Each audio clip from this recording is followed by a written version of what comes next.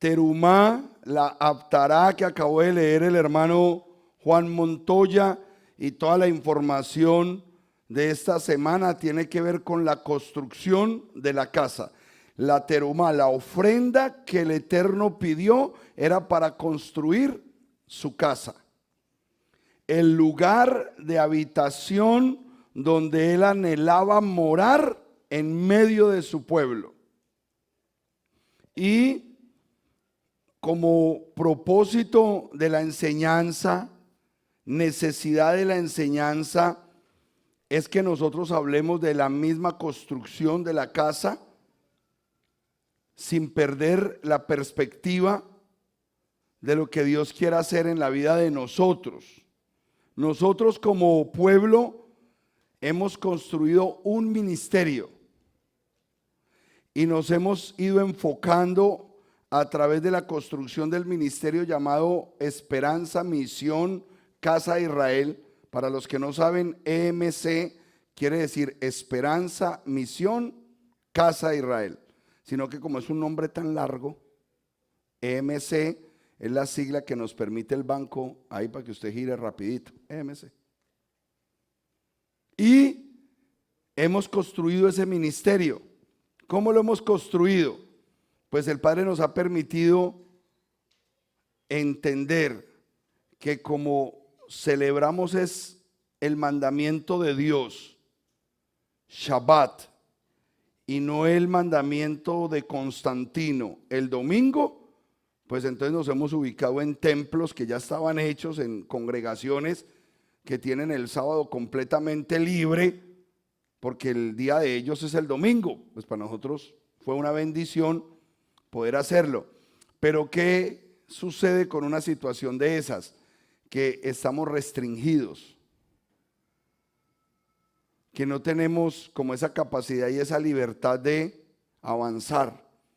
Y pues ha entrado un anhelo profundo en mi corazón, y yo sé que lo comparten muchos del ministerio, que el Padre nos abra una puerta financiera para poder tener nuestra propia casa. Hace 2 años, los que tienen memoria me apoyaron con una propuesta que yo les hice de terumá. ¿Por qué hace 2 años? Porque hace 2 años nosotros éramos inquilinos del ministerio de los domingos. El ministerio de los domingos pagaba $8,500 y por estar aquí los sábados nosotros pagábamos 2,500. Para él era una ayuda y para nosotros una bendición, pero nos teníamos que aguantar la decoración aquí, los arbolitos de Navidad, todo lo que tenía que ver con el modelo cristiano nos lo teníamos que aguantar porque éramos los inquilinos. Llegó la bendita pandemia y se acabó el domingo, y el sábado eferveció. Los ministerios de la Casa de Israel y los ministerios de Constantino los domingos. Entonces ya la situación se puso pesada y el de por la mañana el sábado se fue y no me quiso llevar. Y yo dije, pues yo también me voy. Y recuerdo que estábamos buscando lugar, estábamos buscando local para dónde irnos, y el Eterno, en camino a la 88, yo iba para Best Buy porque estábamos en compras de unos instrumentos que necesitamos electrónicos, y yo iba para allá pensando en que era hora de partir. Pero el Espíritu de Dios me trajo una frase, decía el pastor Albert Cardona, me llegó el fax. Y esa voz me dijo, vas a ser de los que recibió la bendición por años y ahora que estás bien te vas y el que te abrió la puerta lo dejas hundido con esa renta. ¿Cómo así? O sea, como que esa voz me decía, no seas desagradecido. Ahora es que el hombre del domingo te necesita. Yo, ¿será que sí? Entonces yo llamo, pastor, es que quería hablar con usted. Ah, qué bueno, pastor. ¿Y cuándo? No, pues dígame usted dónde está, le digo yo. Y me dice, aquí en el parqueadero de Best Buy en la 88. Yo, el fax fue con GPS y todo. Yo, espéreme que ya voy llegando. Hablamos ahí y yo le dije, yo me voy a quedar, pero yo necesito modificar el edificio, yo necesito mejorar esto, yo necesito hacer algo, pero yo ya estoy agobiado. Entonces, si ustedes recuerdan, este piso iba hasta allá, tenía unas escaleras allá. Yo dije, no, vamos a mochar esto para que quepamos más sillas. Se compraron 50 más. Hicimos algunos cambios en el proceso, pero lo que hicimos fue mejorar tecnología. Pero nos tocaba hacernos cargo de los 8.500. Y era un reto pasar de 2.500 de renta a 8.500. Entonces, en esa teruma de hace 2 años hice un llamado importante a columnas financieras y se pararon un poco de columnas financieras y empezaron a hacer un aporte, escúcheme bien, extra. Ellos daban sus diezmos, su ofrenda y un compromiso mensual. Y eso cubrió, hasta el día de hoy, a nosotros nunca nos ha faltado un solo dólar para pagar renta y para seguir adelante. Amén. Y eso ha sido un compromiso que yo sé que el Padre ha bendecido a todo el que entiende que terumá es solamente para la casa. No tiene nada que ver con diezmo, ofrenda. Terumá tiene que ver con mi casa y que este lugar le duela. Pero yo anhelo construir la propia casa. Yo ya vi el terreno, yo paso todos los días por ahí y abro mis ojos así, yo, Padre, por fe, yo veo el edificio ahí parado. Se han hecho muchos ministerios, algunos de ellos ya tienen una condición de propiedad como el de el Valle del Cauca, el de Palmira, ya es una propiedad de ellos, ya hay un consorcio donde es entre ellos mismos que se paga y así vamos a ir empezando poco a poco, pero considero que en este periodo de estos 4 años algo financieramente nos va a respaldar para que nosotros logremos el objetivo de establecer nuestro ministerio en un edificio propio. Ese es mi anhelo y lo pongo delante del trono de la gracia para que todo este pensamiento se alinee a la voluntad del Eterno. Porque quiero tener mejores comodidades para toda la familia. Si usted ve, somos un ministerio muy familiar. Muy familiar. Aquí llegan todos, inclusive con los nietos. Aquí llegan familias hasta con sus nietos. Entonces, en vista de esa familiaridad necesitamos una estructura que pueda cuidar mejor del bienestar de toda la comunidad. ¿Qué representa el poder tener la construcción ministerial que nosotros tenemos?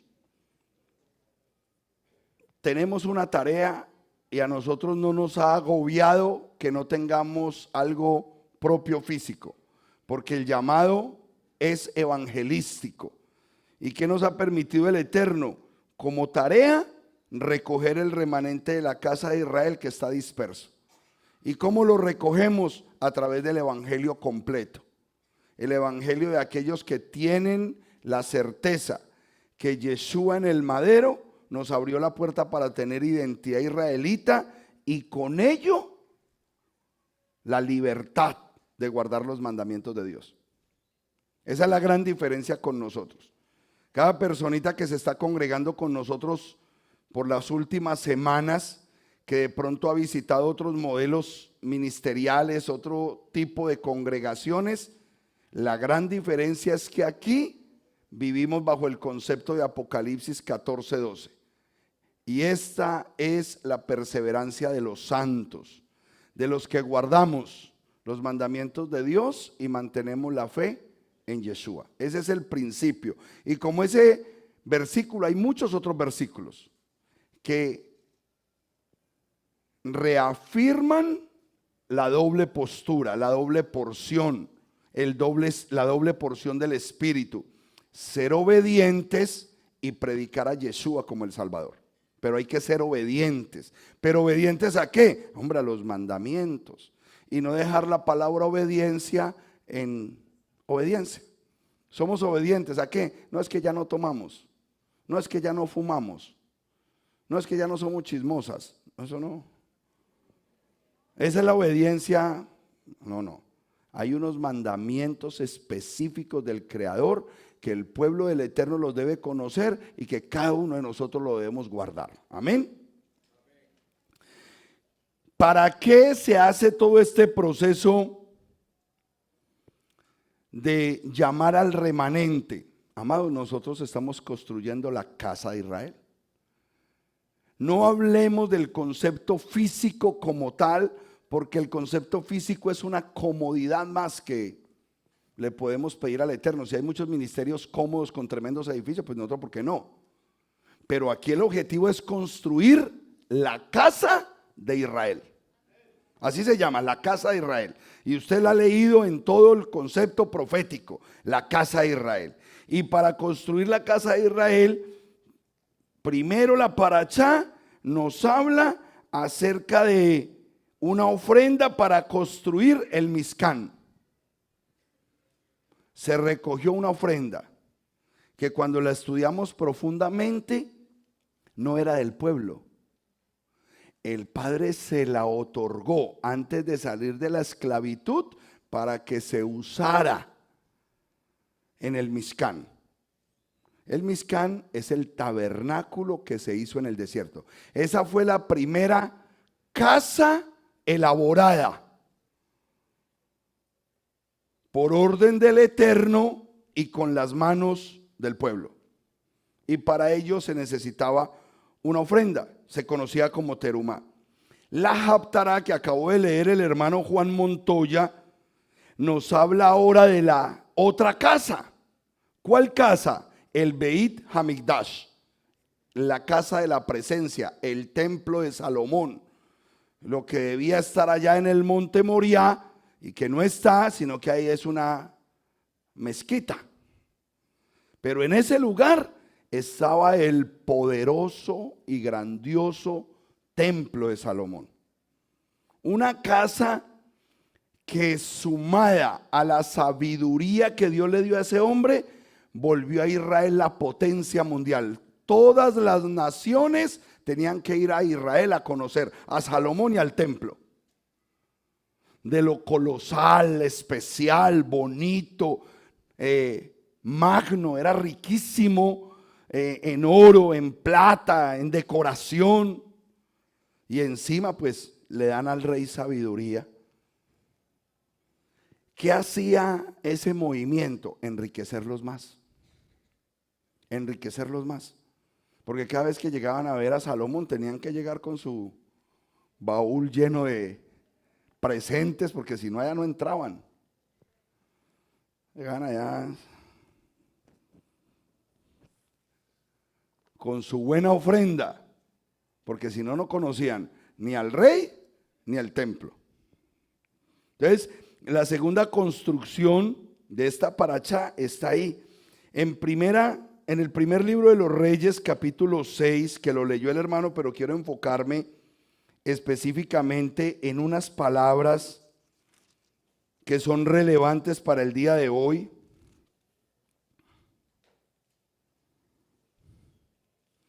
Versículos 12 y 13. Cuando lo tengan me dicen amén. Primer libro de los Reyes, capítulo 6, versículo 12 y 13.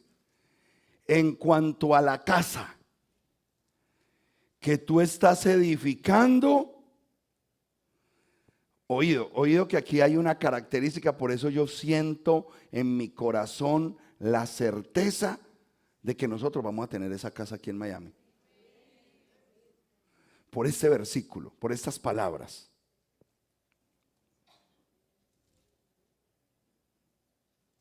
En cuanto a la casa que tú estás edificando, si andas en mis estatutos y pones por obra mis juicios y guardas todos mis mandamientos para andar en ellos, oído, por eso es que los necesito tanto. Porque si todos caminamos en ese mismo sentir, dice, yo cumpliré contigo mi palabra que hablé a tu padre David. Tabernaculizaré en medio de los hijos de Israel y no abandonaré a mi pueblo Israel. O sea, para que nosotros logremos la absoluta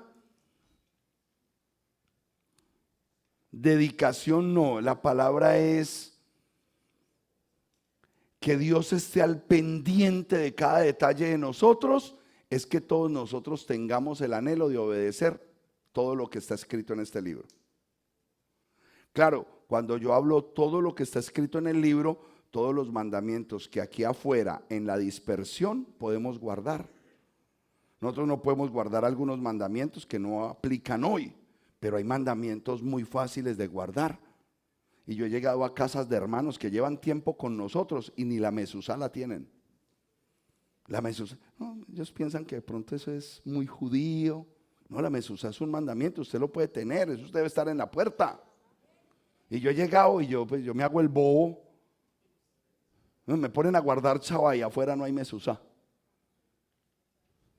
Entonces, ¿para qué lo digo? Lo digo así general, como para que no, uy, el pastor me la tiró. No, en general. La mezuzá es algo que, si usted ya se bautizó y se sumergió en las aguas, varón, usted tiene que estar andando con su tzitzit. Son los mandamientos que el Padre nos dio a nosotros. Entonces debemos tener nuestro tzitzit.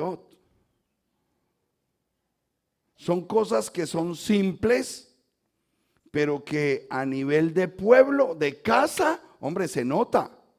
Que el Padre diga, esta es una casa que se merece que yo esté al pendiente de ella. Porque si hemos aprendido que hay pecados o desobediencia que nos incumbe de manera personal, pecados que nos dañan a nivel familiar, pero pecados que nos dañan a nivel congregacional. Entonces, nosotros debemos dejar ese espíritu egoísta y pensar como pueblo. ¿Qué es un pueblo? Que yo no puedo actuar de una manera en que daño el testimonio de todos. Y que el Padre juzgue como si todos fuéramos lo mismo. Y cuando estudiamos la Torá sabemos que la actitud de 1, 2 o 3 en el campamento traía mortandad contra todo el campamento. ¿Qué actitud? Hombre, idolatrías, brujerías y hechicerías. Si era conseguido un solo anatema en el campamento, todo el mundo sufría. Todo el mundo sufría. Si había un adulterio, no, sufría la familia o el que estaba metido, pero habían cosas que atentaban contra todo el bienestar de la comunidad. Entonces, me parece importante que todo, mira, qué interesante que en ese momento aquí no hay visitas. Todos ya han venido acá. Todos están formando parte de la casa. Ah, no, pastor, pero yo no me considero visita, pero apenas estoy llegando, yo todavía no me pongo esto. No, estoy hablando de los que ya se sumergieron, que ya dijeron en el nombre de Yeshua y chuculún al agua. Ya usted es pueblo. Entonces usted cumple con los mandamientos como pueblo. Pastor, me falta esto.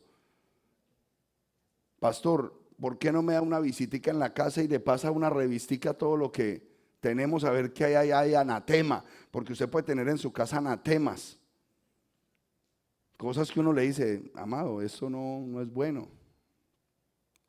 Nosotros lo decimos de maneras cordiales, a veces no lo decimos en el mismo momento. A veces yo le digo a mi esposa, mira, llama tú y dile que eso que yo vi ahí encimita no es bueno por esto, esto y esto. Somos delicados cuando debemos ser delicados. Cuando no, mijo, saque eso, que eso es basura. Así se ofende, eso es basura, saque eso. Bueno, uno depende de que no se vaya a enojar la niña. Bueno, que no se entristezca la niña.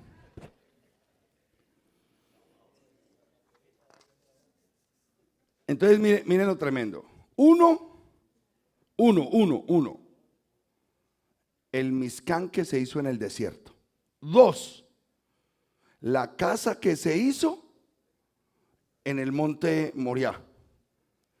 Pero 3, el tercer templo va directamente ligado con Yeshua. La tercera morada, cuando yo miro y camino por toda la escritura, es más, Yeshua desafió la segunda morada, diciendo las palabras: en este lugar no quedará piedra sobre piedra. Y en otro discurso, vaya conmigo a Juan capítulo 2, Juan capítulo 2, versículo 18.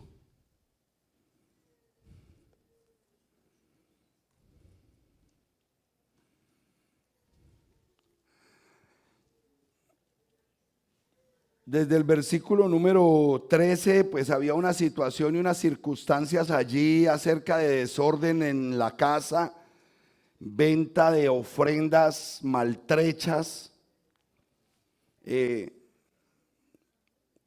Yo quiero cuidar el corazón de la gente, porque las personas a veces caen, escúcheme bien, en un equivocado sentimiento de reverencia. Equivocado sentimiento de reverencia, que en palabras modernas es eso.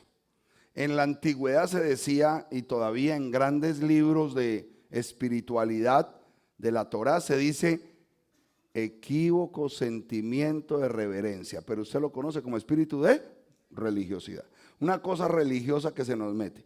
Y lo quiero hablar porque como nosotros afuera de esa puerta vendemos, a veces confundimos las cosas, ¿ok? Voy a leerlo desde el versículo 13 para que nos quitemos la idea, porque alguien me dijo una vez, hace meses ya, yo trato de solucionar los problemas: pastor, es que aquí el templo lo estamos volviendo cueva de ladrones. Sí, a mí me han dicho cosas bravas. Una vez un pastor se subió acá y me dijo: mientras tú tengas esa cruz ahí, estás en maldición. Y yo: Padre de la gloria. Me hubiera dicho como calladito, dejando que, no, se subió aquí al púlpito a decirme. Claro, porque como ya habíamos entrado en las raíces hebreas y el cristianismo a la cruz le dio un matiz de adoración, entonces en raíces hebreas pues no se le da ese matiz de tener la cruz puesta en todo lado, sino que entendemos que en el paleohebreo antiguo una señal de esa forma es la taf. Es la señal del pacto. Por lo tanto, lo que llamaron cruz es la señal del pacto. No tenemos problemas si la miramos así. Amén. Pero que sea maldición, no, tampoco, amén. El hombre camina en un equívoco sentimiento de reverencia. Punto. Entonces mire lo que dice acá. Estaba cerca la Pascua de los judíos. Pregunta, hermanos de la Torá: ¿la Pascua es de los judíos? No. La Pascua se le dio a todo Israel. La Pascua no es solamente para los judíos.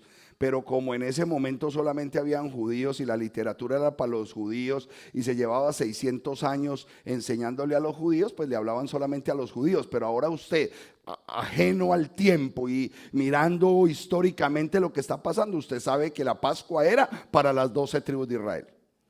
Y Yeshua subió a Jerusalén y halló en el templo a los que venden bueyes. Ojo, vendían bueyes, ovejas y palomas. ¿Qué son esos 3 animales? Ofrendas. Ojo, son ofrendas. Entonces conecte el producto con lo que sucedía adentro. Son ofrendas. No están vendiendo camisetas, no están vendiendo vasos, no estaban vendiendo, no, estaban vendiendo ofrendas, ¿ok? ¿Y era válido? Sí. Vamos a entender la problemática de lo que estaba pasando allí. Es que es más, les digo, en la casa que yo quiero construir, yo quiero un lugar donde todos los emprendedores tengan algo para vender. Eso no tiene ningún problema. Que se hagan ferias de trabajo allá en un lugar específico donde lo abrimos solamente para que usted, si es emprendedor, hombre, saque adelante su negocio primero con la comunidad. No tiene nada que ver con ofrendas, pero como hay gente que piensa así. A la hermana Laura la tuvimos que poner a vender los vestidos en el baño, ¿se acuerda? Sí, porque la gente decía, ¿cómo van a poner a vender vestidos? Vaya, véndalos en el baño y que... Por cuidarle el corazón a esa persona que decía, no, si hoy vende vestidos, mañana va a vender bueyes. Muy bien. Versículo siguiente. Y haciendo un azote de cuerdas, echó fuera del templo a todos con las ovejas y los bueyes y desparramó las monedas de los cambistas y volcó las mesas. Entonces, espérate un momentico, entra otro elemento. Bueyes, ovejas, palomos y mesas de cambistas. ¿Cuál era el negocio que se había montado? Que la gente que venía de lejos no podía cargarse con todos esos animales porque se iba a demorar meses en llegar. Entonces, ¿qué hacían? Vendían los animales en su tierra, se traían la plata en efectivo y en la puerta del templo, en un lugar específico del templo, compraban otra vez las ofrendas para presentarlas. Y eso es completamente válido en la cultura del templo. Que no era válido, que lo que le estaban vendiendo era el buey malo, tuerto, dañado, enfermo, haciendo pecar al hermano y cobrándole un ojo de la cara por un animal feo, sabiendo que los animales que él tenía para la ofrenda eran animales bonitos. Y ese era el pecado que se estaba dando ahí, la injusticia. ¿Qué es lo que Dios reprende? La injusticia. Todo lo que tú hagas en tu corazón, si tiene una buena intención, pero es equivocado, Dios te lo hace ver y te quita. Él no te va a castigar porque siempre todo depende de un corazón limpio. Así te equivoques, pero equivocado con corazón limpio es distinto a equivocarse con maldad, con malicia, con daño, con espérate que yo sé lo que voy a hacer. El Padre conoce esas actitudes. Y dijo a los que venden las palomas: quitad esto de aquí y no hagáis la casa de mi padre casa de mercado. Les fue recordado a sus discípulos que estaba escrito: el celo de tu casa me consumirá. Intervinieron. Aquí viene ya el versículo que quiero que analicemos con respecto a la casa. Intervinieron entonces los judíos y le dijeron: ya que haces estas cosas, ¿qué señal nos muestras? O que les va a mostrar la señal de la tercera casa. Respondió Yeshua y le dijo: destruid este santuario y en 3 días lo levantaré. ¿Ok? Derriba, mire cómo dijo: destruid este santuario. Él no dijo yo lo voy a destruir.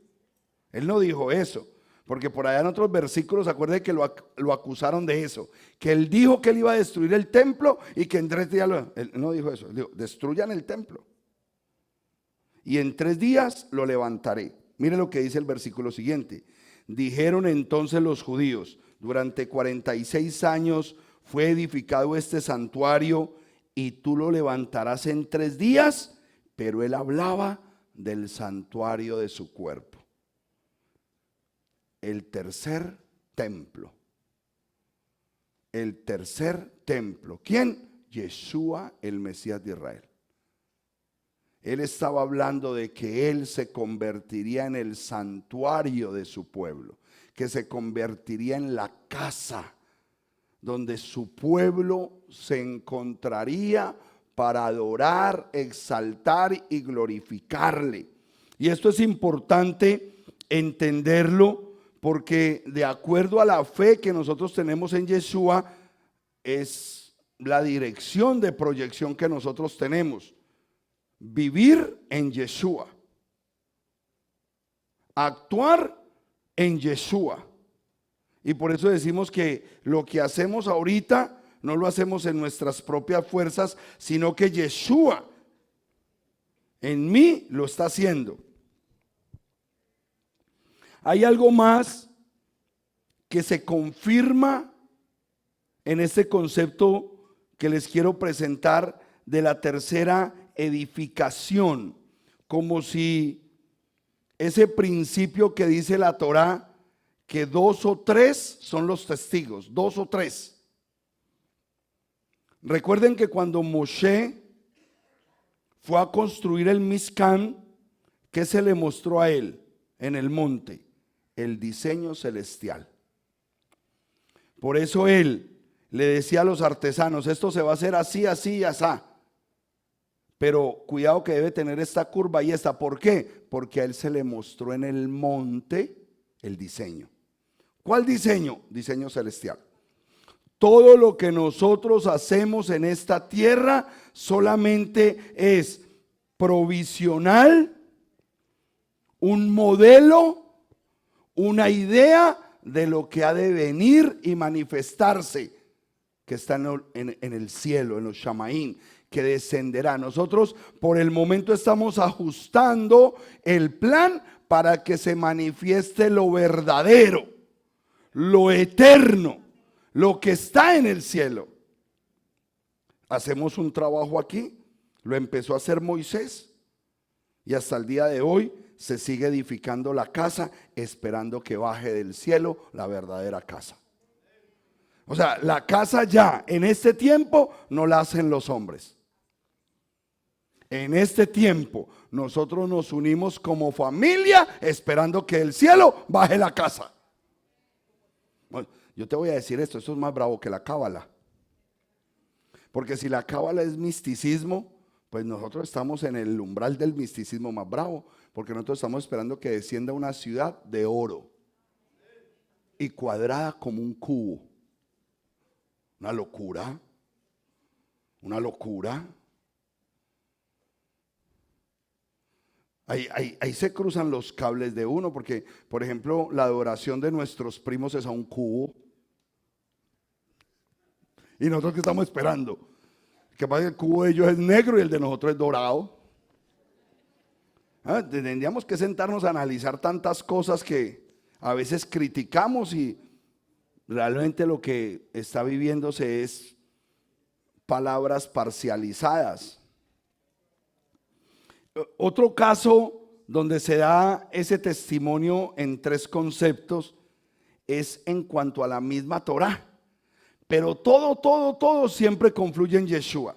La Torá, mientras que Abraham vivió, su hijo Yitzhak, su nieto Jacob, José y toda esa descendencia que estuvo esclava hasta que llegó Moisés, la Torá era verbal. Estaban los mandamientos, pero eran mandamientos verbales. Y ojo, que no estoy diciendo Torá oral. Ojo, no confundan Torá oral con la forma verbalizada en que Dios le había dado los mandamientos a todos sus descendientes desde Abraham. Porque el Padre siempre le habló a sus santos siervos qué debían hacer y qué no debían hacer, y eso está comprobado ahí. Una prueba básica es Éxodo capítulo 16, donde se habla de Shabbat, y todavía en el capítulo 20 apenas iban a bajar las tablas hablando de Shabbat. O sea que ellos ya guardaban Shabbat antes de que bajaran las 2 tablas de piedra. ¿Me siguen? Por lo tanto, ese ejercicio nos demuestra que ya habían mandamientos que de forma verbal ellos sabían que se tenían que guardar. Ellos comían kosher antes de los 10 mandamientos y de la Torah. Ellos nunca comieron animales impuros. Yo les había dicho, usted se me come estos animales. Es más, en el arca se hizo la diferencia. De los animales puros van a subir 7 parejas. Y de los impuros, una sola. ¿Por qué? Porque de los puros se iba a consumir y a presentar ofrendas. Entonces, y en esa época no había nada escrito. Entonces tenemos 2000 años de Torá verbal. Cuando aparece Moshe y se da la libertad de Israel, empiezan a caminar 2000 años de Torá escrita. Y cuando se cumplieron los 4000, como esa Torá verbal no fue obedecida y luego la Torá escrita no fue acatada, entonces la Torá se hizo carne y habitó entre nosotros y vimos su gloria, gloria como la del unigénito del Padre, lleno de gracia y lleno de verdad. Yeshua es la Torá viviente. Entonces vemos cómo en bloques de 3 siempre se establece el testimonio que confluye en Yeshua. Yeshua. Por eso en Lucas 24:44 hay un versículo muy potente, que cuando vinimos a la Torá y nos ubicaron históricamente, pudimos entender lo trascendental que es a la hora de leer un texto, ubicarme históricamente en el texto. ¿Cuándo se dijo y qué estaba pasando en el momento que se dijo? ¿Qué había escrito y qué todavía no había escrito? Y cuando hablamos de Lucas capítulo 24, estamos hablando de Yeshua resucitado. Ojo con esto, porque ya es el final de Lucas.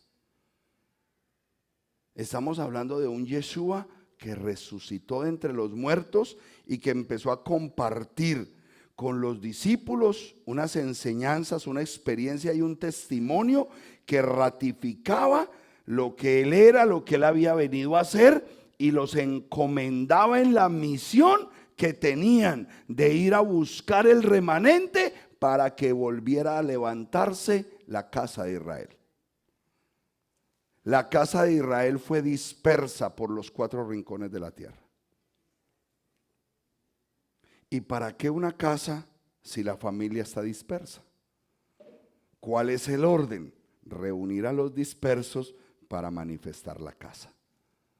De esa manera, entonces nosotros podemos entender lo importante que es nuestra tarea el día de hoy, y no nos quedemos en una silla sentados diciendo, uy, ya sé Torah. Uy, no, esto de la Torah está tremendo. No, qué conocimiento. Y no estamos recogiendo el resto del remanente. Tenemos que enseñar esto y tenemos que hacer una sana e inteligente defensa de lo que es el evangelio completo que se predica en EMC. El evangelio completo de los que guardamos los mandamientos y mantenemos la fe en Yeshua. Amén. Entonces, ¿qué dice Lucas 24:44? Y no lo voy a decir como los pastores costeños en Colombia. 24 Lucas, no, Lucas 24. Hermano, 24 Lucas, Lucas 24. Sí, porque la palabra Lucas son 1000.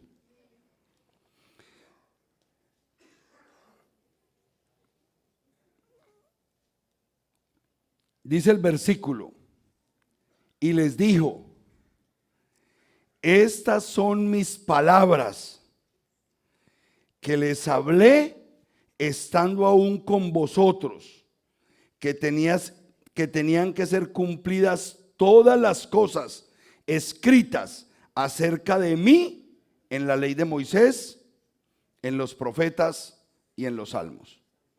Cuando Yeshua dijo estas palabras, estaba hablando de un sinnúmero de profecías que desde Génesis hablaban acerca de él hasta Malaquías, y en él se cumplieron.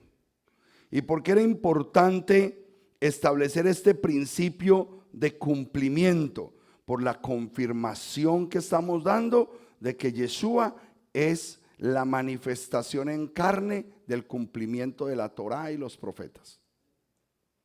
Es algo loco pensar cómo unas palabras se volvieron carne, cómo unos conceptos de orden de justicia, de equidad, de amor, de redención, se manifestaron en un ser humano, se manifestaron en una carne. Pero eso es Yeshua. Yeshua es la manifestación de esas promesas. Él habla y expande con sus palabras el propósito de toda la escritura. ¿Cuál escritura? El Antiguo Testamento. Cuando nosotros le hacemos caso a las palabras de Yeshua, Él está diciendo toda la escritura. Cuando Yeshua dijo, esta es la escritura, está diciendo que la escritura es de Génesis a Apocalipsis. De Génesis a Malaquías. ¿Por qué? Porque en ese momento nada más había escrito. Lo otro empezaba a escribirse 40 años después.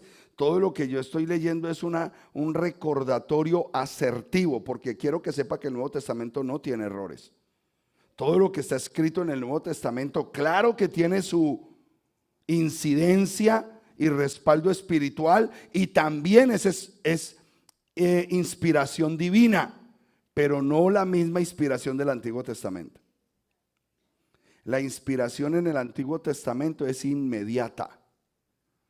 El profeta recibía y escribía, o el profeta hablaba y el escriba que andaba con el profeta anotaba. Eso se llama revelación inmediata. La escritura en ese momento y la inspiración era inmediata. Toda la inspiración del Nuevo Testamento es mediata. Empezó a escribirse 39, 40, 50, 60 años después de los acontecimientos. Si hay algún libro que pudiera estar conectado con una escritura inmediata, tal vez Apocalipsis. Claro, Johanán recibe la información y escribe el libro, pero el resto del Nuevo Testamento es una investigación minuciosa, consciente, objetiva y completamente veraz de los acontecimientos que vivió Yeshua y sus discípulos. ¿Estamos claros en eso, cierto? ¿Por qué? ¿Por qué se los digo? Porque hoy muchos que han recibido la Torá ya están desestimando el texto del Nuevo Testamento y no podemos llegar hasta allá. El texto del Nuevo Testamento es totalmente sano, bueno, vigente, equilibrado, veraz, todo. Muy importante eso. Hoy los hemos visto por ahí perdidos. Presentar a Yeshua en el poder, en su poder de multiforme gracia. Cuando nosotros estamos hablando de que este Yeshua es la casa, cuando estamos hablando de que este Yeshua es la Torá, estamos hablando que este Yeshua es el pan de vida, estamos hablando que este Yeshua son las fuentes de agua de vida eterna, que este Yeshua es la luz de los hombres y todo confluye en Yeshua. Nuestra mente a la hora de leer y estudiar el texto tiene que tener un lazo que te lleve siempre a ver a Yeshua en cada palabra. Porque si no, entonces estamos divagando en otra cosa. Y lo que necesitamos es cada día, a través del conocimiento que recibimos, tener la certeza de quién es Yeshua. Esta multiforme gracia que tiene nuestra casa. Nuestra casa es Yeshua. Nosotros estamos completos en Yeshua. Todos somos miembros de la misma casa y Él es la cabeza del cuerpo. Entonces, cuando nosotros empezamos a pensar en la casa, tenemos que pensar entonces esta tercera casa que es Yeshua, ¿con qué se edifica? ¿Con qué se edifica? ¿Cuál es la materia prima para hacer esta tercera casa? Que en sí es Yeshua mismo. Tenemos que aprender a pensarlo porque de Yeshua se tiene una cantidad de materia prima impresionante. Vaya conmigo a Primera de Pedro, capítulo 4. Versículo 10. Sirviéndoos entre vosotros. O sea, que todos nosotros en la casa, en la familia de Dios, nos servimos los unos a los otros. Sirviéndoos entre vosotros según el don que cada uno recibió como buenos administradores de la multiforme gracia de Elohim. ¿Qué es lo que nos está diciendo el Eterno? Que Él a cada uno de nosotros nos ha dado regalos preciosos. Y que los regalos que Él nos dio son para que edifiquemos la casa. La casa. Claro, el primer concepto que se nos viene a nosotros es la iglesia, porque venimos del campamento anterior y siempre todo se enfocó en la iglesia. Somos la iglesia. ¿Por qué debemos poner a la iglesia en un lugar de espera para que no nos confundamos? Porque normalmente el que defiende la palabra iglesia defiende que solamente esa iglesia será salva. Él no vino a salvar ninguna iglesia. Él no vino a fundar ninguna religión. Él vino a restaurar el remanente perdido de la casa de Israel. No más. Déselo fuerte porque hay que tener entendimiento de eso. Después de Lucas 24:44, en Hechos capítulo 1, versículo 6, la pregunta se la hacen directica. Le preguntan al Mesías: Maestro, ¿le restaurarás el reino a Israel en este tiempo? Esa es la pregunta. Por lo tanto, los primeros discípulos pensaban así. Ellos nos dijeron: Maestro, entonces, ¿qué? ¿Cuándo se funda la iglesia? ¿Y cómo se va a llamar esta iglesia? Porque a mí no me gusta como nos están diciendo los de la secta del camino. A mí no me gusta ese nombre. Ellos no estaban poniendo eso. El Eterno tenía un plan establecido desde el principio y había una connotación en las palabras que se le dieron a Moisés, que si ese pueblo desobedecía, ese pueblo iba a ser disperso. Y que de la misma manera y el mismo ser que los dispersó, él mismo los iba a recoger. Y a ese pueblo regado por toda la tierra se le conoce como las ovejas perdidas de la casa de Israel. Esa es la realidad que hay en el libro.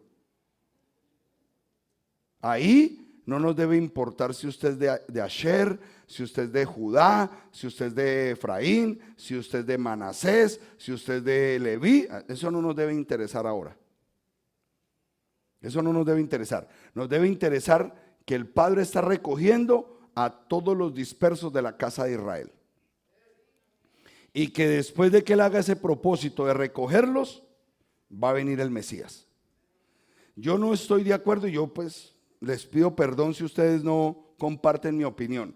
Pero escuchar esos comentarios que nosotros tenemos que estar en un plan de completa unidad y amor, todos, para acelerar la venida del Mesías. Eso, ponernos de acuerdo todos, es como tratar de tomarle la foto a 15 micos aquí parados. Queden inquietos que les voy a tomar una, no se los vamos a tomar. Son micos. Y cada uno va a defender su postura y cada uno va a defender su forma de ser. No. Y nosotros podemos caer en el mismo caldo. No necesariamente tenemos la verdad, pero lo que es común del libro sí lo podemos defender. Y es que el Padre vino a recoger a su pueblo, al remanente. Ahí trabajamos. Para recoger ese pueblo lo hace a través del mensaje del Evangelio. Sacrificio, muerte y resurrección del Mesías. Ese es el mensaje que tiene el poder para reunir a las tribus perdidas de Israel.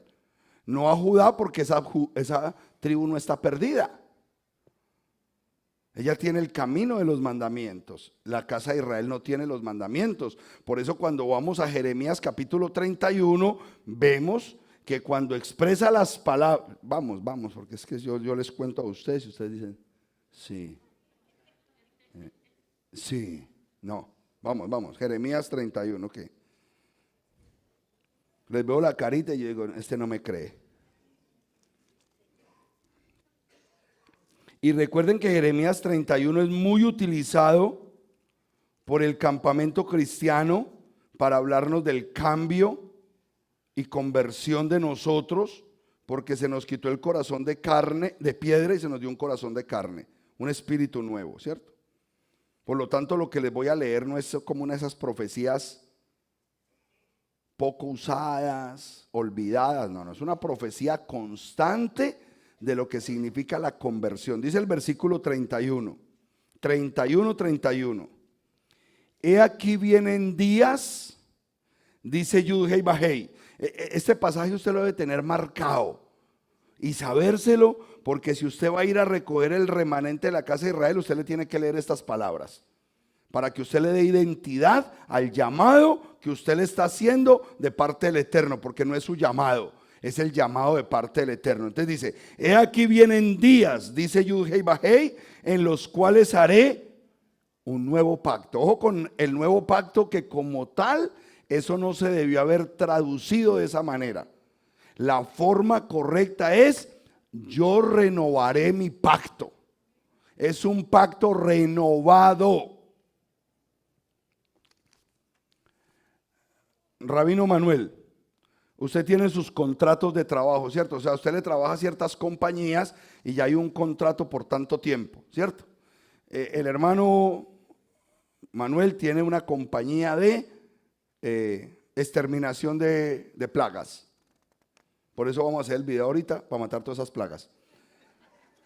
Él mata moscas, él mata ranas, él mata ganado. No son las plagas no, son las pets, ¿cierto? Bueno, eso.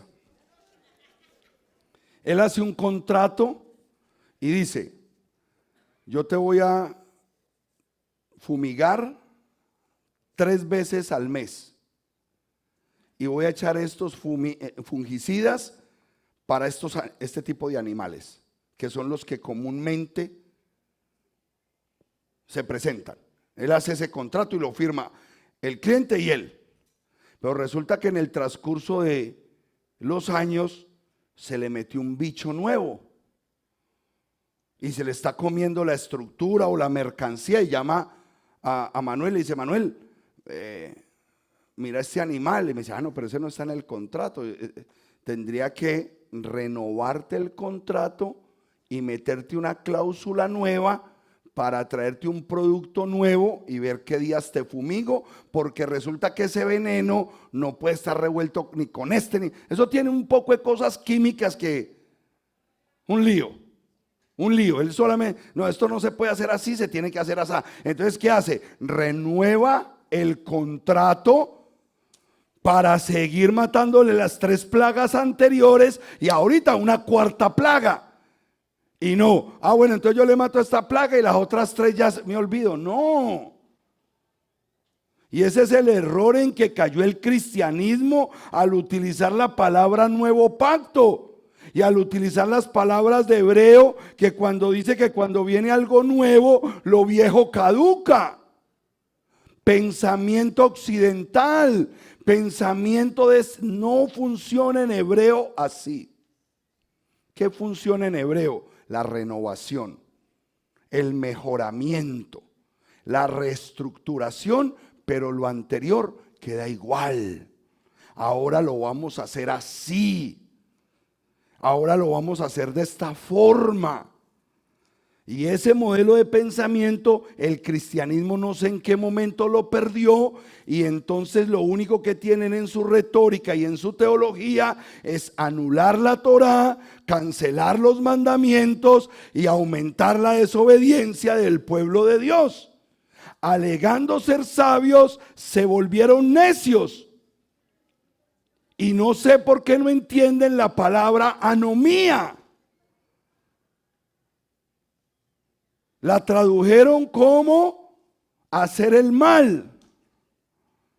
Y resulta que es infracción a la ley. Porque hacer el mal es de muchas formas. Pero cuando tú le des infracción a la ley, tú te tienes que ir para el pacto inicial. Entonces, muy importante esto.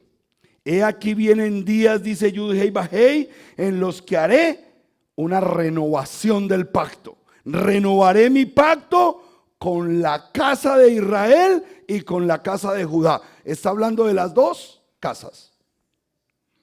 ¿Y por qué habla de las 2 casas? Porque para Jeremías y para el Creador ya estaba completamente claro que el reino se había dividido, que el Israel unificado por David, el Israel unificado por Salomón, se había roto en dos a causa del pecado de la idolatría, la hechicería y la maldad en que estaban viviendo los pueblos. La casa de Israel corresponde a las 10 tribus del norte. La casa de Judá corresponde a las 2 tribus del sur, Judá y Benjamín, y una pequeña porción de levitas que se quedaron sirviendo en el templo. Cuando hablamos de la casa de Israel, hablamos de la dispersión del año 722 para los que han estudiado esto. Para los nuevos, yo sé que usted de pronto en este momento está abriendo los ojos y diciendo, y es que Israel estaba dividido, porque el cristianismo no enseña eso. El cristianismo llama a las ovejas perdidas a toda persona que fuma marihuana, se emborracha, es vagabundo. Ay, no, es que estamos orando por la oveja perdida de la casa. Ese es el concepto de pecador, el que no va a la iglesia. Y va mucho más allá ese concepto. Está hablando específicamente de un pueblo que fue llamado a ser cuidado como se cuida un rebaño. Es más, empecé a ver la serie ese que pusieron en Prime, la de la casa de David. Vean la casa de David, muy buena. Debemos aprender cómo se está manifestando la enseñanza del día de hoy para tener herramientas para poder ayudar a seguir recogiendo el remanente de la casa de Israel. Entonces eran 2 casas que formaban Israel, la casa de Israel y la casa de Judá. El reino de las 12 tribus se unificaba de esa manera. Versículo 32. No como el pacto que hice con sus padres el día que los tomé de la mano para sacarlos de Egipto. ¿Cuántas tribus habían en Egipto? 12. En ese momento, cuando se los llevó para el monte Sinaí, hombre, les entregó las 2 tablas de piedra. Moshe fue el primer hombre que bajó información en una tabla de la nube. Eso no es por eso dice el dicho, no hay nada nuevo bajo el cielo. Lo que hoy es ya fue. Ay, que voy a bajar información de la nube. No, Moshe fue el primero que la bajó, mío. No hay nada nuevo. Que la tecnología que él utilizó es diferente a la de hoy, sí, pero él ya había hecho la tarea. Él ya sabía cómo se hacía eso. Cuidado con esto. Cuando lo saqué de Egipto, pues ellos invalidaron mi pacto. ¿Cuál? El pacto que se dio en el monte Sinaí. Los acuerdos nupciales, porque esto era una boda entre el pueblo y su Dios. Eso era una boda. Amado, usted tiene que saber que lo que pasó en el monte Sinaí era una boda. Por eso estamos esperando la finalización cuando se dé la restauración de las bodas del Cordero, porque todo esto empezó en una boda y va a terminar en una boda. Pues ellos invalidaron mi pacto, aunque yo fui ¿qué? Dígalo duro, ¿un qué? Y esta palabra marido aquí es trascendental para entender la identidad de Yeshua. Porque Yeshua es la Torá viviente. Él es la Torá. Y está diciendo que el que hizo ese pacto allá era un marido para Israel. ¿Y quién fue la que adulteró? Israel. Y por eso él le dio carta de divorcio. ¿Quién? El marido. Porque por Torá se expidió una ley donde si había adulterio se le podía dar carta de divorcio. Y él le dio carta de divorcio. Ella invalidó el pacto.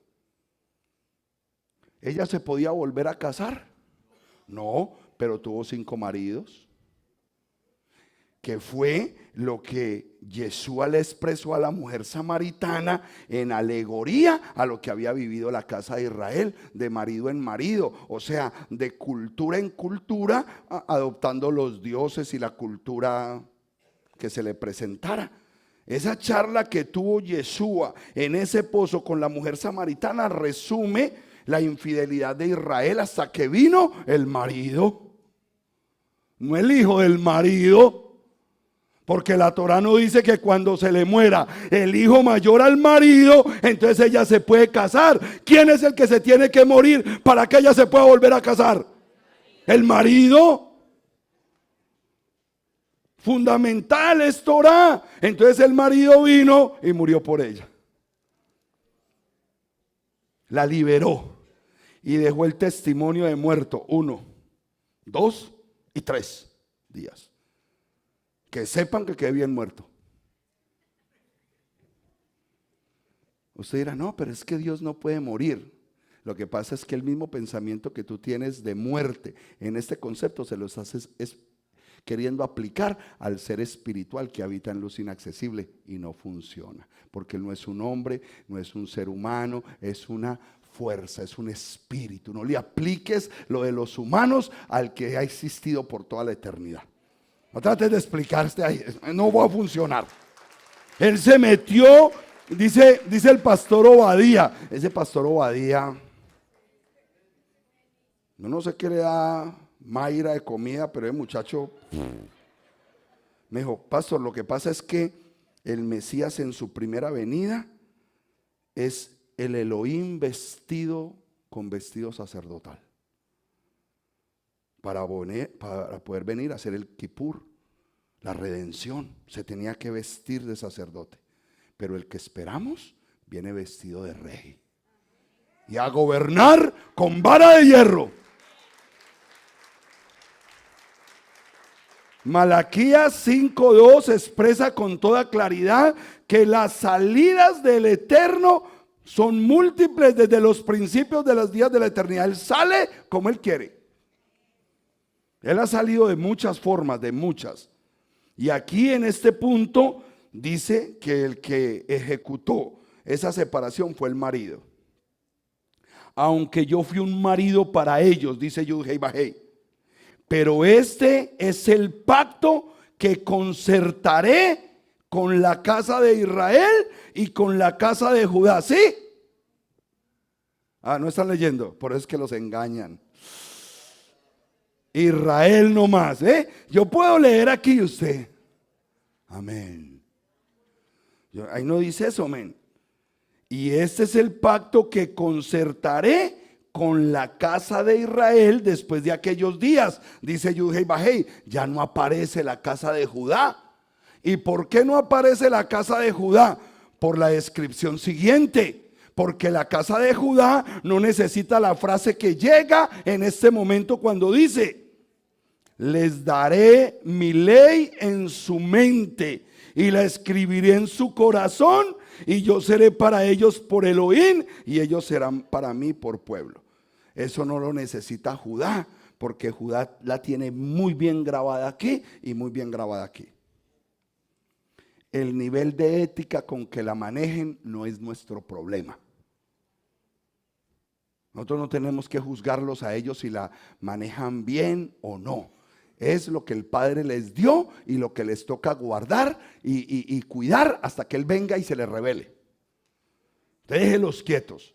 Y menos hoy, que mañana vamos a ir a visitarlos.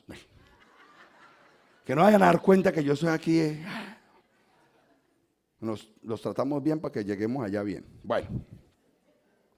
¿Qué es lo que quiero expresar con esto, amada familia? La importancia de entender esa multiforme gracia en la que Yeshua se manifestó para que se convirtiera en la casa de la casa de Israel. Él es el lugar donde se reúne el pueblo. Él utilizó la multiforme gracia.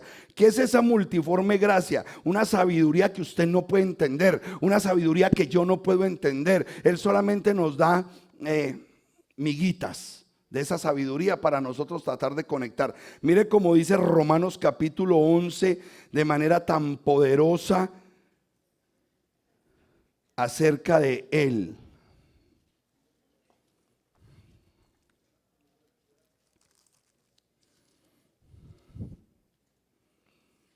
¿Lo tienen? 11:33. Oh profundidades de la riqueza y de la sabiduría y del conocimiento de Elohim. Profundidades. Allá en esas profundidades usted y yo no podemos nadar. Cuán insondables son sus juicios e inescrutables sus caminos. Pues ¿quién entendió la mente de Adonai? ¿O quién fue su consejero? ¿O quién le dio a él primero para que él sea recompensado? Porque de él, por él y para él son todas las cosas. A él sea la gloria por siempre. Amén. Apláudele a su rey, a su Elohim, al Dios todopoderoso y eterno, insondable. ¿Nosotros qué hacemos? Hombre, tratar de armarnos de a poquito acá y decir, ok, tenemos el privilegio de ser llamados el cuerpo del Mesías. Porque interesantemente, ese tercer templo que se levantó, llamado Yeshua, habló acerca de nosotros como miembros del cuerpo del Mesías. Todos miembros, los unos de los otros, siendo Él la cabeza. Siendo Él la cabeza. ¿Qué es un pastor, un ministro? Hombre, un simple siervo que hace la tarea inútil de reunir el resto de miembros y decirle, ahí todos somos un cuerpo en Él. Pero Él es la cabeza. Esta casa que realmente Él quiere que se construya, tiene una materia prima. Y somos cada uno de nosotros. Cada uno de nosotros formamos las piedras, las columnas, las vigas, los dinteles, las entradas, las salidas. Cada uno de nosotros. Cada uno de nosotros construye la casa de Israel. Somos parte activa y protagónica de la promesa de redención para toda la casa de Israel. Por eso tenemos que aprender a pensar como pueblo. Inclusive nos entrenamos orando de manera plural. Ya no es, ay, Padre, perdóname este pecado. No diga eso. No diga eso. Usted dice, Padre, perdona nuestros pecados. Échele la culpa a todo el mundo. Sí, ojo con eso, sí. Porque si su pecado es bravo y usted clama solamente por su pecado, el juicio va a ser implacable. Pero si usted dice, perdona nuestros pecados, sabiendo que solamente fue suyo, Él tiene misericordia de los otros. Y va a tener misericordia de usted. Por eso dice, perdona nuestros pecados. Y de la misma manera, multiplique la bendición. Padre, bendíceme, dame, cuídame. No. Padre, bendícenos, guárdanos y cuídanos, porque somos la niña de tus ojos. Y no usted la niña del ojo. Ay, es que yo soy la niña de su ojo. No, hombre. Todos somos la niña de su ojo, todos. Tenemos que aprender a vivir como cuerpo. Yo creo que ese es el problema. No vivir como cuerpo. Rompamos esos esquemas de pensamiento personales y dejemos de pedir por mí y empecemos a pedir por todos. Dejemos de orar por mí y oremos por todos. Y seamos responsables de nuestra vida porque podemos afectar a todos.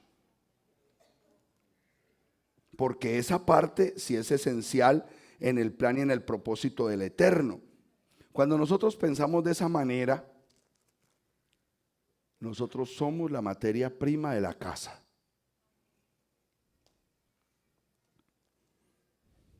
Voy a hacer una locura aquí.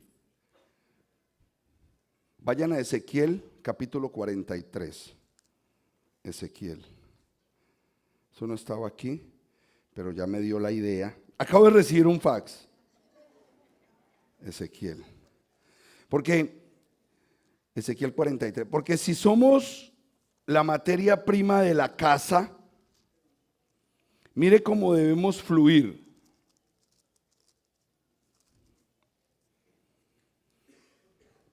(43:10), cuando lo tengan me dicen amén. Y tú, hijo de hombre, muéstrale a esta casa, la casa de Israel. Yo ¿qué estoy haciendo hoy? Hablándote como casa y diciéndote, hey, ustedes no son los Forte, ustedes no son los Giraldo, ustedes no son los Forero, ustedes no son los Higuita. Somos la casa de Israel. Tenemos un apellido en común y se llama Israel.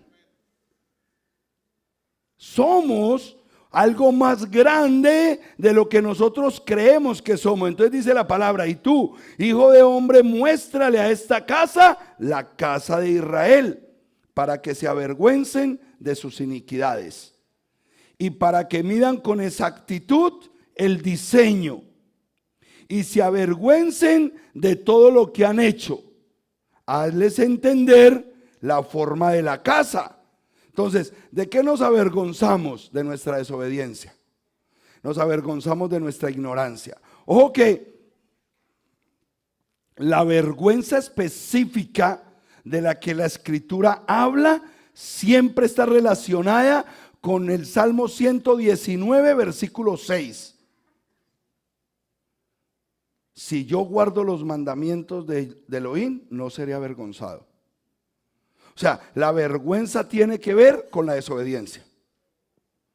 Usted no será avergonzado cuando usted obedezca. Así dice el Salmo 119, versículo 6.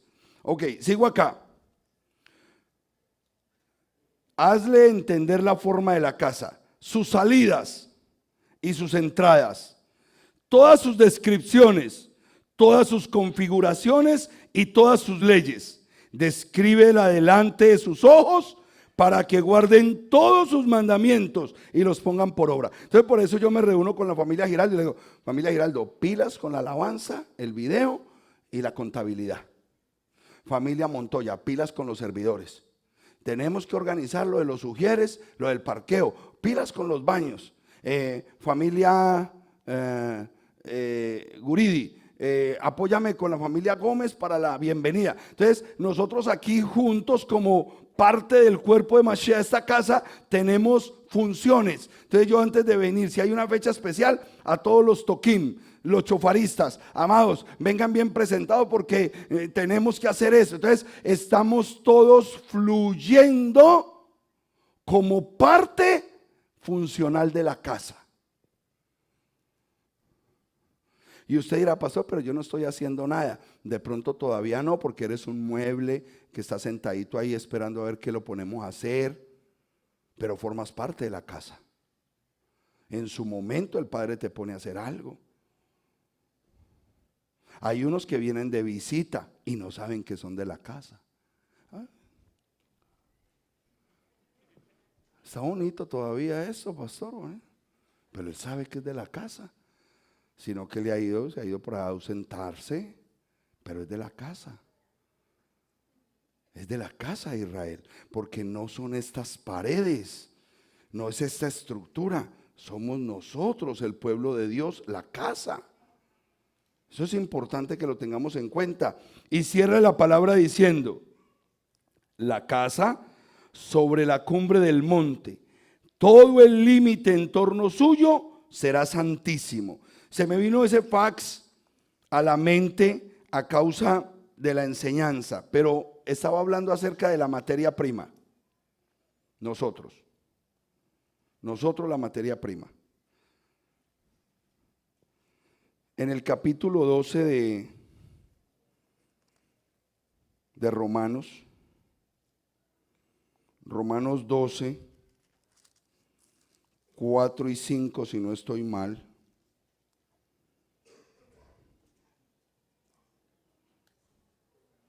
Porque así como en un cuerpo tenemos muchos miembros, pero no todos los miembros tienen la misma función, así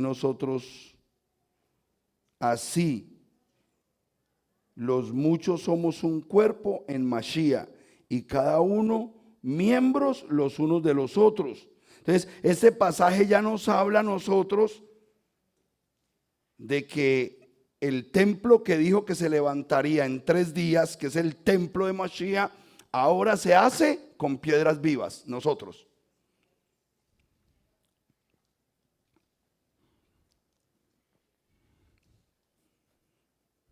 Uy, tremendo. Me están llegando los fax así, mira. Parezco en ICE.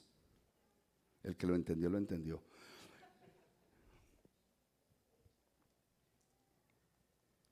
Necesitamos 3 cosas para confirmar.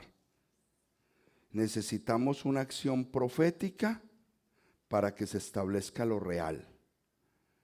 Una imagen física obedece a una imagen espiritual. Uy, tremendo. Apenas caigo en cuenta que si yo logro por el Espíritu y por la palabra que ustedes sepan que son la casa sin muros y sin nada, entonces vendrá la casa con muros y con todo. No al revés. Yo no puedo construir una casa de muros con todos los lujos si la materia prima todavía no aprende a vivir como una verdadera casa de Israel. Si usted sube al versículo 1, ahí de Romanos 12 dice: así que les exhorto, hermanos, por las misericordias de Dios, a que presenten sus propios cuerpos como ofrenda terumá, como sacrificio vivo, santo, agradable a Elohim. ¿Qué es una terumá? Una ofrenda voluntaria de elevación. ¿Cómo quiere que el Eterno se presente su pueblo delante de él? Como una ofrenda viva. Lo dije hoy en la enseñanza de la mañana. Yo quiero que mis palabras sean muy bien escuchadas, porque no quiero sonar como se suena en el evangelio de la prosperidad, pero ser conscientes de que nada de lo que poseo me pertenece,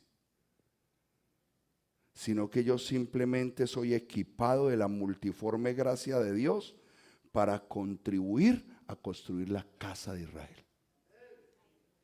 Que cuando yo entiendo que todo lo que viene a mi vida y Dios pone delante de mí es para ayudar a construir su casa. Y que lo que primero tiene que hacer esta materia prima es creerse la película de que son la casa.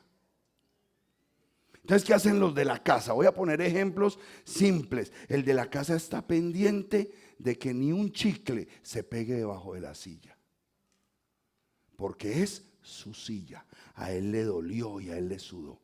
Pero cuando no,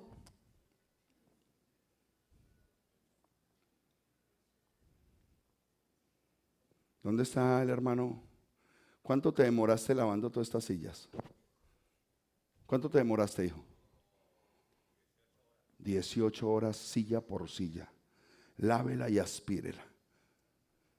Me dice uno de los líderes: pastor, ya le pegaron un chicle a una. Eso fue una visita. Los de la casa no hacemos eso.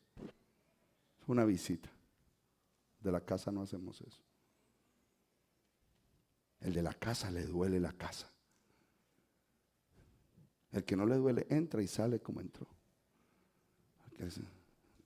Hago algo antes de irme, porque esta es mi casa. Si nosotros hemos aprendido que no existe ningún mandamiento pequeño en la Escritura, no hay ninguno grande, no hay ninguno pequeño, y que inclusive las palabras de ese mandamiento tan extraño, que a veces a mí me acongoja, porque lo que era ser un ignorante sin un padre de Torá, que dice que cuando encuentres un nido en tu camino, te percatarás de rescatar a la madre o a los huevos, pero no podrás coger las dos cosas. Y la respuesta a ese mandamiento dice: y tendrás larga y buena vida en la tierra que el Señor tu Dios te da. Ese mandamiento tan simple, que yo desde niño lo abolía con caucheras y palos, tumbando todo nido de árbol que yo veía que medio chillado iba para abajo. Si yo hubiera tenido un padre de Torá, me enseña que eso no lo debía yo hacer. Y el mandamiento que cuida eso de la naturaleza tan pequeño, dice: y tu vida será larga y buena en la tierra que el Señor tu Dios te da. Y como era un nido, los judíos dicen que cuando una persona cuida un nido, Dios le da una casa. Con razón nunca he tenido casa. Tengo 54 años y nunca he comprado una propiedad a mi nombre. Puede dar risa, pero hoy estoy entendiendo. El fax me está haciendo así. Nunca he tenido una casa propia. ¿Por qué?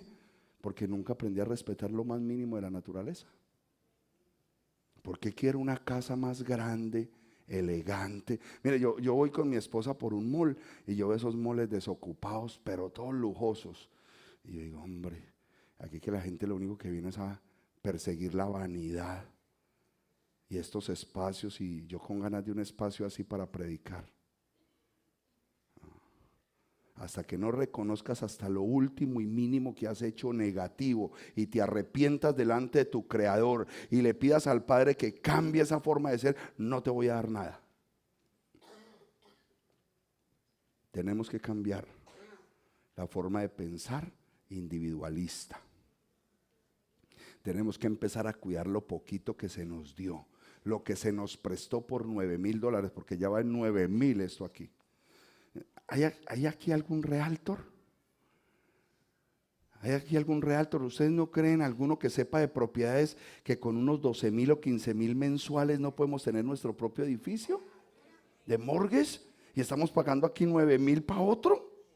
Sí podemos, pero no nos lo ha dado el Padre porque todavía pegamos el chicle en la silla.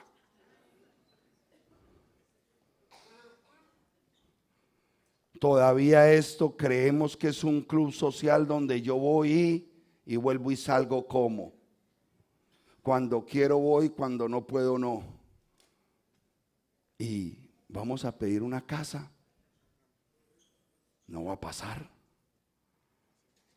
No va a pasar. Nosotros, ¿qué le enseñamos a nuestros hijos? Mi esposa es que es especial para enseñar eso. No pretendas que nos den un mejor carro si no cuidamos el que tenemos. No pretendas una mejor habitación si no limpias la que tú tienes. Y esa dinámica también opera para acá. Así que los exhorto, hermanos, por las misericordias de Elohim, que presenten vuestros cuerpos como una terumá viva, santa y agradable ante Elohim. Esa es vuestra adoración verdadera. O sea, que no solamente, aleluya, amén.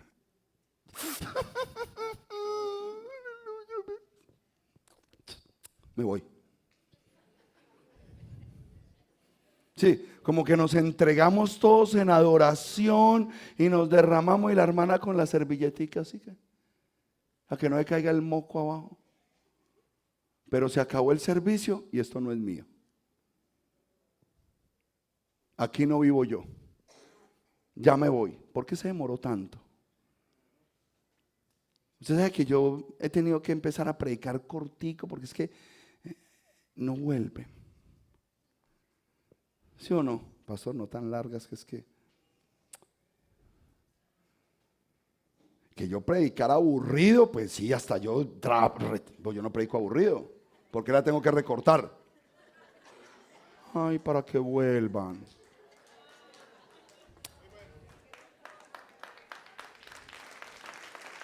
Venimos por palabra. Venimos a conectarnos con el Creador. Venimos a otorgarle al Padre un tiempo para Él. Venimos a adorarlo. Venimos a derramar nuestra vida delante de Él.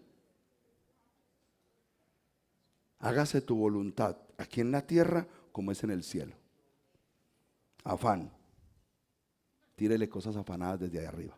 Porque usted quiere el afán, usted lo pide. Ay, rápido, pastor, ¿qué es qué? Ah, lo quiere rápido. La bendición que le va a mandar también va a ser rápida, que ni la va a ver. Porque conforme es aquí en la tierra, es así en el cielo. Hay una relación directa, amados. Si yo cuido lo de acá, si yo me esmero por lo de acá, si yo le doy gloria al Eterno con mi accionar acá, las bendiciones van a ser prósperas desde arriba, se van a manifestar con grandeza, se van a manifestar con tamaño. El Padre es bueno, pero cuánto compromiso de nosotros hay. No me quejo por MC Miami porque tenemos un cuerpo de servidores tremendo, pero sí anhelaría que todos fluyéramos como cuerpo, que todo el mundo sea igual de doliente, que todo el mundo se preocupe por algo. No tiene que ser parte del servicio, tiene que ser parte de la casa. Si nosotros fuéramos una casa, no necesitaríamos servidores, porque todos le serviríamos al Creador de la misma manera. Una actitud de sentirnos parte de la casa, del arreglo, del cambio. Yo te honro, varón, porque cuando íbamos a hacer los bar mitzvah, ¿tú sabías del bar mitzvah? No. Entonces nosotros estuvimos aquí haciendo, porque ese bar mitzvah fue, quiero que sepan que tiramos la casa por la ventana. Hicimos de todo. Fue bonito, nos colaboró mucha gente que ama hacer las cosas aquí en la casa, pero a mí, lejos de pensar que la silletería se iba a limpiar, lejos. Entonces estábamos ahí organizando eso, tomé el teléfono. Pastor, ¿qué está haciendo? Yo no, aquí trabajo. Pastor, quiero limpiar las sillas del templo.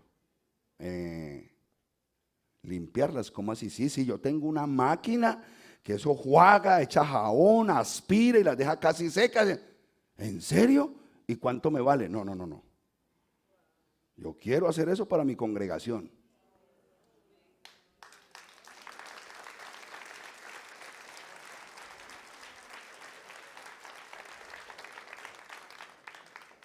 $18 ese hombre doblado y mide 2 metros. Así. Todo el mundo decía, mirarle la espalda y él, vea, mide como 2 metros. Pero había una disposición por la casa. Y eso es lo que anhelamos, una disposición por esta casa, por mejorarla. Me acuerdo que María me dijo, a María la pusimos a trabajar casi todos los días en la congregación. ¿Dónde está María? Me dijo, no, pastor, me están ayudando. ¿Le volvieron a ayudar? A veces sí, a veces no. Es que entramos con una gana después de una prédica de estas y yo no puedo estarles predicando de teruma todos los días. El que va a servir, sirva con constancia, con alegría, póngase un horario. Bueno, yo voy a entregar 1 hora de mi tiempo, pastor. No puedo más, pero lo voy a hacer. Esta es mi casa. Y si empezamos a pensar en amor por esta casa, créame que el Padre va a decir, no, a esta gente hay que darle su casa. Amén. Póngase de pie, amada congregación, en el precioso nombre de Yeshua. Mire que yo me preocupo hasta para que no lo choquen por detrás. Donde esté este logo, no pueden chocar por la parte de atrás, Señor. Hasta eso me preocupo, varones. Vamos a darle gracias al Eterno. Créanme, amados, que la última parte se fue por los fax que recibí. Se fue. No era mi intención tocar ese punto, pero el Espíritu me lo puso. Nosotros somos felices con lo que está pasando aquí en la casa. Somos felices. Esta es una buena casa. Pero yo creo que el Padre utilizó mis palabras para que 2 o 3, no muchos, tomaran otra conciencia. 2 o 3, especialmente el del chicle. Le voy a pedir a Gloria Plazas que venga, porque Gloria Plazas, vea, le hace hacia el chicle. Ya sé quién es, pastor. ¿Cierto, Leo? Entonces pusimos a Gloria Plazas porque en una congregación donde estábamos todo era tapete, todo. Y era una casa otra vez rentada. Nosotros nos sufríamos que nadie fuera a tirar el chicle en ese tapete. Fue una congregación de americanos, que esos americanos son, vea, Y llegamos todos los latinos. Que viva el ICE. Que lo entendió, lo entendió. Y a cuidar ese tapete. Entonces, escogimos a Gloria Plazas. Ahorita la extraditaron para Austin, Texas. Austin, Texas. Austin, Texas. Está extraditada ya. Y le dijimos, usted va a sacarle, yo le dije, no deje que nadie entre masticando chicle. Ella le sacaba el chicle a la gente de la boca.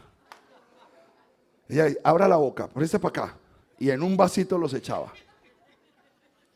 Créanme que así era Gloria Plazas. Forma parte de esta casa. Allá está diciendo, pastor, tengo que hacer algo porque yo tengo que empezar a reunirme con gente aquí en Austin, Texas. Amados, amemos lo que el Padre nos dio. Cuidemos lo que el Padre nos dio. Hasta el momento ha sido una gran bendición compartir en este lugar, pero percibo de parte del Eterno que si logramos esa conexión de casa y de hogar, el Padre nos va a dar una casa para nosotros. Amén. Piense como piensa en su casa. De la misma manera que usted piensa en el bienestar de su hogar, piensa en el bienestar de esta casa y sé que lo vamos a lograr. No tengo que estar haciendo esas peticiones de ¿quién se compromete con Teruma? No. Somos buenos administradores del recurso. Vuelvo y les digo que yo sé que pagando $9,000, nosotros podemos con $15,000 sacar un mortgage muy bueno de un edificio nuestro. Lo podemos hacer.